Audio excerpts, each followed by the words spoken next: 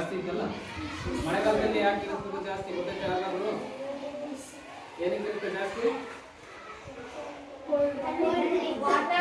ವಾತಾವರಣ ತಣ್ಣಗಿರುತ್ತೆ. ಇನ್ನೊಂದು ಏನಂತಂದ್ರೆ ಕುಡಿಯೋ ನೀರಲ್ಲಿ ಮಳೆ ನೀರು ಮಿಕ್ಸ್ ಆಗಿ ಬರ್ತಿರ್ತದೆ. ಚರಂಡಿಲಿ ಎಲ್ಲೋ ಪೈಪ್ ಲೈನ್ ಲೀಕ್ ಆಗಿರ್ತಂದ್ರೆ ಅದರೊಳಗಡೆ ಕಲುಷಿತ ನೀರು ಮಿಕ್ಸ್ ಆಗಿ ಬರೋದ್ರಿಂದ ಅದು ನಮ್ಮ ದೇಹಕ್ಕೆ ಸೇರೋದ್ರಿಂದ ಏನಾಗ್ತೈತಿ? ಜ್ವರ, ನೆಗಡಿ, ಕೆಮ್ಮು ಈ ಥರ ಎಲ್ಲ ತೊಂದರೆಗಳು ಆಗ್ತಾ ಇರ್ತವೆ. ಹಾಗಾಗಿ ಏನು ಮಾಡ್ಬೇಕು? ಮನೆಯಲ್ಲಿದ್ದಾಗ ಕಾದಾದ ನೀರು ಕಾಸಿ ಹಾಸಿ ಕುಡಿಬೇಕು. ಯಾಕಂದ್ರೆ ಕೆಲವೊಂದು ಬ್ಯಾಕ್ಟೀರಿಯಾಸ್ ನಮ್ಮ ಕಣ್ಣಿಗೆ ಕಾಣಲ್ಲ. ಅದೇನಿರುತ್ತೆ, ನೀರು ಕುದಿಸಿದಾಗ ಅದೇನು ಟೆಂಪರೇಚರ್ ಮಿನಿಮಮ್ ಟೆಂಪರೇಚರ್ ಮೇಲ್ಗಡೆ ನೀರು ಕುದಿಸಿದಾಗ ಅದು ಸಾಯ್ತೈತೆ. ಅದನ್ನ ತೋರಿಸಿ ಕುಡಿಯೋದ್ರಿಂದ ನಮಗೇನು ತೊಂದರೆ ಆಗಲ್ಲ, ನಮ್ಮ ಆರೋಗ್ಯನೂ ಹಾಳಾಗಲ್ಲ. ಓಕೆ, ಇದನ್ನೆಲ್ಲ ಮನೆಯಲ್ಲಿ ಹೇಳ್ಬೇಕು.